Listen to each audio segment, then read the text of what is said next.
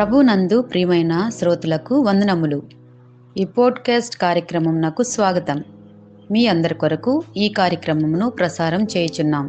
విని దైవాశీస్సులు పొందుకోగలరు. ప్రియమైన శ్రోతలకు మన ప్రభువైన యేసుక్రీస్తు నామములో శుభోదయం. శ్రోతలారా, ఎలాగున్నారు?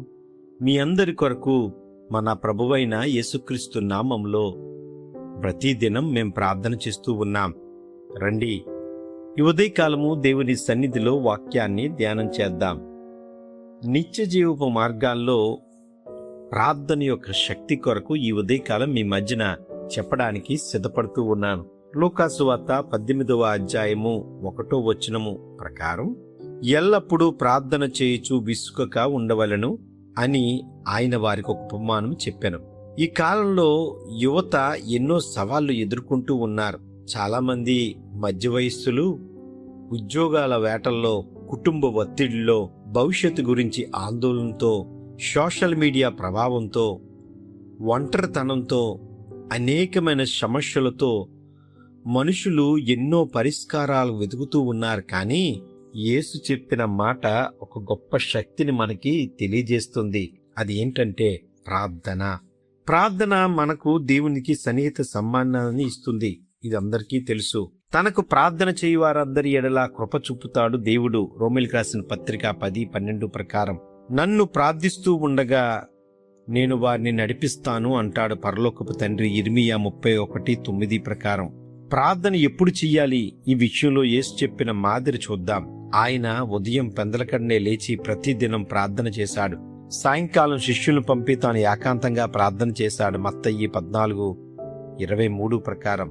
రాత్రంతా ప్రార్థనలో గడిపి అనేక సందర్భాలున్నాయి. లూకాసు సువార్త 6:12 ప్రకారం. శిలువ మీద పలికిన మొదటి మాట ప్రార్థన, నడిమి మాట ప్రార్థన, చివరి మాటలు కూడా ప్రార్థనలే. ప్రార్థన ద్వారా ఆయన తన పరిచర్యను అవసరమైన శక్తిని పొందేవాడు.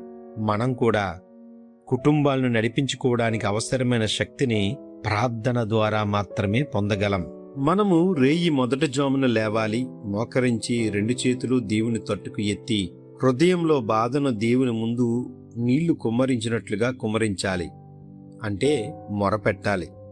విలాపవాక్యాలు 2:19 ప్రకారం. తెల్లవారుజామున మరణము తెచ్చిపెట్టు సాతానుడు ఈ కిటికీల గుండా మీ గృహములోకి ఎక్కి ప్రవేశిస్తాడు. మీ గృహములో కీడు, నాశనము, అపజయము, అపకీర్తి, మరణము తీసుకువస్తాడు. ప్రార్థన ఒకటే అతనిని ఆపగలుగుతుంది. కాబట్టి తెల్లవారుజామునే లేచి దేవుని యొక్క తోడును, దేవుని యొక్క కాపుదలను అడుగుతూ ప్రార్థన చెయ్యాలి అని ఇర్మియా ద్వారా దేవుడు సెలవిస్తున్నాడు.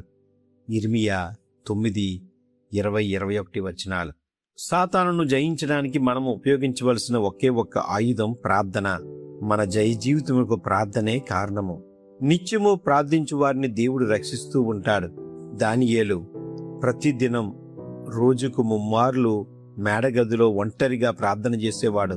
అందువలన సింహాల బోన్లో పడవేయబడినను దేవుడు అతన్ని రక్షించాడు, సింహాలలో ముగించాడు. షడ్రకు, మెషకు, అబేద్నెగో వీరు దానియేలు స్నేహితులు. రాజు వీరిని మండుచున్న అగ్నిగుండంలో పడవేయించాడు. అయినా వీరు నిత్యము ప్రార్థన చేసేవారు కనుక దేవుడు తన దూతను పంపి వారిని రక్షించాడు. మన ప్రార్థనలు మనల్ని కీడు నుండి, మరణం నుండి తప్పిస్తాయి. మనము దీవించబడతాం. మనం బాగుపడడం సాతానికి ఇష్టం ఉండదండి. మనల్ని చెడగొట్టడానికి అనేక ప్రయత్నాలు చేస్తూ ఉంటాడు. ఆటంకాలు కలిగిస్తూ ఉంటాడు, శోధనలు కలిగిస్తూ ఉంటాడు. అయితే ప్రభు శిష్యులతో మీరు శోధనలో పడుకుంటున్నట్లు మెలకువగా కలిగి ప్రార్థన చేయుడి అన్నాడు. కొందరు జీవితం సుఖంగా సాగుతున్న రోజుల్లో అసలు ప్రార్థన చేయరు. ఆపదలో పడిన తర్వాత ప్రార్థన చేస్తూ నెత్తినూరు కొట్టుకుంటూ ఏడుస్తూ దేవుని సన్నిధికి పరిగెత్తుతూ వస్తున్న వారు అనేక మంది ఉంటారు. మన జీవితాల్లో సంతోషంతో సాగుతున్న రోజుల్లోనే ప్రార్థన అలవాటు చేసుకోవాలి. ప్రార్థన చేయకపోతే ఏం జరుగుతుంది? శిష్యులు దెయ్యమును వెలగొట్టలేకపోయారు, ప్రభు వెళ్ళగొట్టాడు. ఎందువలన తాము ఆ పని చేయలేకపోయిన వారు ప్రభువుని అడిగారు. అందుకు యేసు ఇలాంటివి ప్రార్థన వల్లే సాధ్యం అని అన్నాడు. ప్రార్థన చేయని వ్యక్తి ఏ పనిని సక్రమంగా చెయ్యలేడు. ప్రార్థన వల్ల జరుగు అద్భుతాలు. గొడ్రాలుగా నిరసించబడ్డ హన్న ప్రార్థన వల్లనే శ్రేష్టమైన కుమారుణ్ణి పొందింది. ఎస్తేర్ రాణి తన పనికత్తులతో కలిసి 3 దినములు ప్రార్థన చేసింది. తనతో పాటు యూదా ప్రజలందరి ఉపవాస ప్రార్థనలు చేయమన్నది. ఆ ప్రార్థనల ఫలితంగానే యూదా ప్రజలందరూ చంపబడకుండా రక్షింపబడ్డారు. కాబట్టి ప్రతి విజయానికి ప్రార్థనే సాధనము. ప్రియమైన వాళ్ళారా, నిత్యజీవ మార్గాల్లో ప్రార్థన ద్వారా శక్తిని పొంది నిత్యజీవాన్ని కూడా పొందుదామా? అట్టి రీతిలో మనం నిర్ణయం తీసుకునేలాగా ప్రార్థన చేసుకుందాం. ఈ కార్యక్రమమును గూర్చి మీ సలహాలు మరియు మీ ప్రార్థనా అవసరతల కొరకు మమ్మను సంప్రదించవలసిన మా ఫోన్ నంబర్ 948585085039 మరియు ఈమెయిల్ ఐడి info@fibaonline.org. మా ఫోన్ నంబర్ మరొకసారి 9480585039. Email ID info@fibaonline.org.